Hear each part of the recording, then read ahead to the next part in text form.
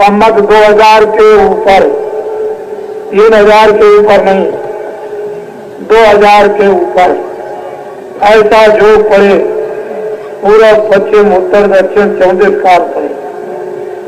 अकाल मृत्यु होगी जब नहीं, प्रजा बहुत मरे।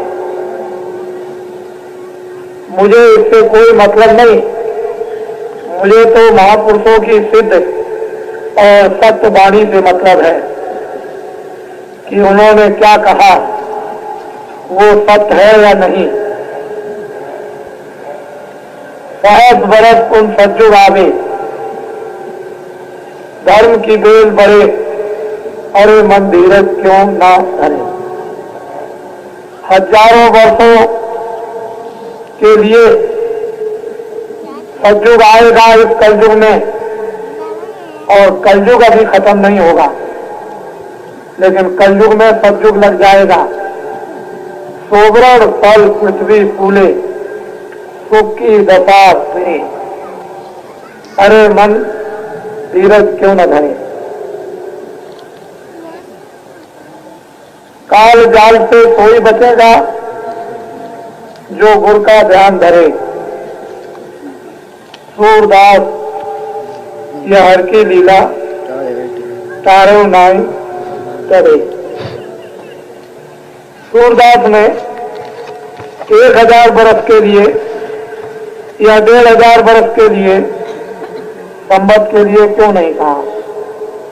यही उन्होंने क्यों कह दिया कि संवत 2000 के ऊपर। उधर मुसलमान फकीरों की किताबों में लिखा हुआ है कि 14वीं सदी के अंत में इंसानों में कोहराम मचेगा, कोलाहल होगा, त्राय त्राय मचेगी। उसी समय पर खुदा का पैगाम लेकर एक फकीर जमीन पर उतरेगा, सारे इंसान जाति को खुदा का पैगाम सुनाएगा। उसमें ये कहीं नहीं लिखा है कि विशेष जाति को सुनाया जाएगा, इंसान जाति को। जो भी आदमी वो इंसान, जो भी इंसान वो आदमी, जो भी इंसान वो मनुष्य। वहां मनुष्य और इंसानों की बात की, किसी छोटे मोटे आंकड़े और समुदाय की बात नहीं। सारी इंसान जाति को खुदा का पैगाम सुनाएगा। रामायण कहती है जब जब हो धर्म की हानि, बाणे असुर महाअभिमानी, तब तब प्रभु धरत मनुज शरीरा। मनुष्य रूपी मकान में विशुद्ध पवित्र आत्माएं उसके हुक्म से भेजी जाएंगी और उनके द्वारा धर्म की स्थापना होगी। उधर ईसाइयों की किताबें कहती हैं कि मैं जमीन पर आऊंगा, मेरा इंतजार करो। जब तक नहीं आता हूं तब तक गरीबों की सेवा और उसकी प्रार्थना करते रहे। ऐसा मालूम होता है कि तीनों आचार्यों ने, तीनों देवताओं ने, तीनों अवतारी शक्तियों ने ये उन्होंने देखा, और साथ ही साथ सूरदास ने भी देखा और लोगों ने भी देखा। इतना समय तो मेरे पास नहीं है। तो जब उन्होंने देखा तो समय का पूरा आपको दृश्य सामने खींच करके रख दिया। अब ये ठीक है कि अपने पास में समय नहीं, बुद्धि नहीं कि हम आत्माओं के नजदीक बैठकर कुछ अच्छी बातों को दूर तक सोचें और समझें, विवेक और विचार करें। पर मैं आपको ये कहना चाहूंगा कि फकीर महात्माओं की बातें कभी मिथ्या नहीं होती। इस पर हम सब लोगों को, धरती के इंसान और आदमियों को ये तो धर्म क्षेत्र स्थल है, धर्म क्षेत्र भूमि है, और ये धर्म पुराण एक अड्डा है, और ऋषियों मुनियों का एक यहाँ जमघट हमेशा लगा रहता है। उसका हमें सबको गौरव स्वाभिमान होना भी चाहिए। और वो लोग, उनके कभी वचन वाणी कलाम गलत मिथ्या झूठ नहीं होते। बाबा जी ने आपके सामने एक छोटी सी बात रखी, उसी में लोगों को संदेह हुआ।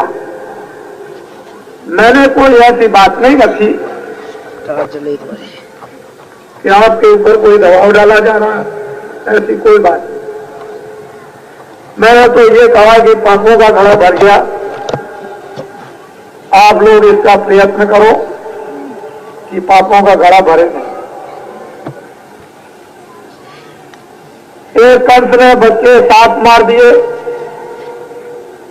उसके लिए कृष्ण भगवान को जन्म लेना पड़ा। ऋषियों का खून लिया गया, उसके लिए राम को जन्म लेना पड़ा। जब आपकी किताबें, जिनको हम सिर माथे रखते हैं और पूछते हैं, जब वो कहती हैं तो सतयुग बीत गया, त्रेता बीत गया, द्वापर बीत गए, कलयुग का काफी कई हजार का समय बीत गया, मुसलमान सम्राटों का समय चला गया, 700 वर्ष, अंग्रेजों का 150 साल। क्यों भाई, यही समय क्या ऐसा आया था? ये सब सृष्टि तो भगवान की है। उन्होंने तो किताबों के दो शास्त्रों में लिखा है कि मैंने सबकी किस्मत और प्रारब्ध बनाई, तकदीर बनाई, उनके लिए सब सामान रखा, सबको विश्वास दिलाया जा रहा। ऋषि मुनि महात्मा किताबों से और अपना, तो जब सब कुछ उसने आपके पालन पोषण के लिए रख दिया, जन्म पत्री बनाकर, फिर उसने ये कहा कि मैं किसी को सोने नहीं देता हूं खाली पे, चाहे जीव जंतु हो, चाहे पंछी हो, चाहे कीड़ा हो, चाहे मनुष्य हो, सबको जब रात को सुलाता हूं तो उसके पेट में कुछ न कुछ डाल देता हूं। जहां भारत का धर्म, भारत का ज्ञान, भारत का विश्वास ये आपको बात याद दिलाता हो, तो क्यों भाई ऐसी बात क्या आ गई, जरूरत पड़ गई कि देश में आबादी ज्यादा बढ़ गई, अब अन्न नहीं है, अब चीनी नहीं है, अब चावल नहीं है, अब गुड़ नहीं है, और अब ये नहीं है, अब ज्वार मक्का बाजरा नहीं है। ये सब ऐसी बातें क्यों आई?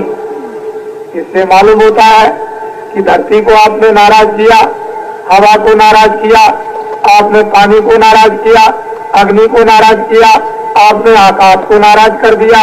ये तो सब देवता थे, ये तो किताबों में आपको बता ही रहे कि देवता है, तो इनको आपने नाराज कर दिया। और नाराज करने के बाद फिर आप इनसे आराम चाहते हो, आप इनसे सुख समृद्धि चाहते हो।